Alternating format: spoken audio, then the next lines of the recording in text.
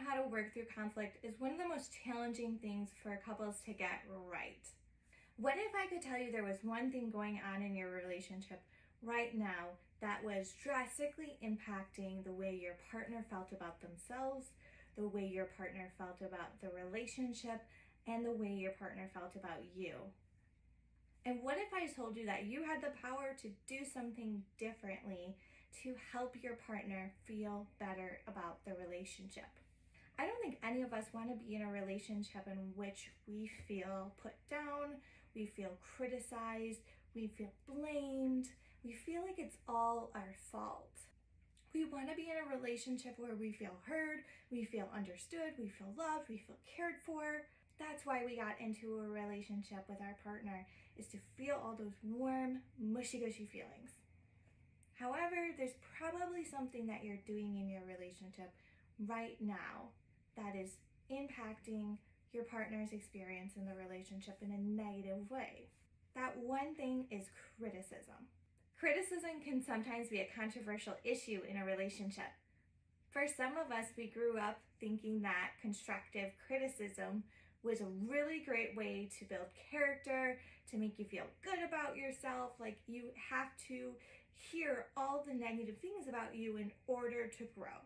There's no other way that you can do it. However, criticism is actually detrimental to relationships. Criticism is one of the 4 horsemen of the apocalypse, as identified by researchers Dr. John and Julie Gottman. They've studied thousands upon thousands of couples and have devoted their entire life to this. And in those couples that they observed and studied, criticism was one of the 4 elements that each couple displayed who was more likely to end in divorce. So all that constructive criticism may actually be negatively impacting your relationship. So we know what the research says, but why is criticism such a bad thing? Let's rewind. What is criticism? Criticism can be defined as any interaction between you and your partner in which you are highlighting a flaw, a negative thing about your partner, something about your partner that you don't like, a personality characteristic, whatever the case may be. You're honing in on something that you believe to be wrong or needs correction with your partner. So when we're being critical, we're often coming from a place of that we know better than our partner, that we are more knowledgeable, we're smarter, we have a better grasp on life, and we need to tell our partner what exactly is wrong with them and what they need to fix to get better. But how do you know you're being critical? One thing in therapy that I always try to redirect couples is when they start talking about you. Whenever we start a sentence with the word you, we're more likely to point out the flaws in what our partner's doing rather than identifying how we might be feeling about a situation. You. And the focus is primarily on your partner and what's going on with them. That often feels like an attack. An example of a you statement: you never do the dishes. You're always late. Why can't you? One of the issues about focusing on the word you when we're talking is we're not taking any sort of responsibility for how we're thinking or how we're feeling about a certain situation. We are putting it all on our partner, and their thoughts, their feelings, their actions are making us feel a certain way. Okay, so we know the research about it, but why is it so damaging to the relationship? Shouldn't my partner be able to take some criticism every once in a while? How am I supposed to let my partner know what I'm feeling or what I'm thinking? Quite frankly, my partner should stop being so sensitive all the time. Every time we make a critical remark about our partner, it has a lasting impact on them. Your partner already has a list of things that are wrong with them, that they've gathered up through other interactions with people throughout their entire life.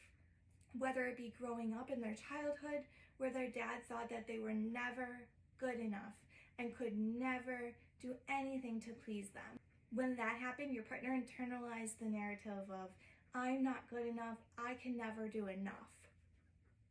So when you're constantly hounding your partner and identifying every little thing that they are doing wrong, you are contributing to that.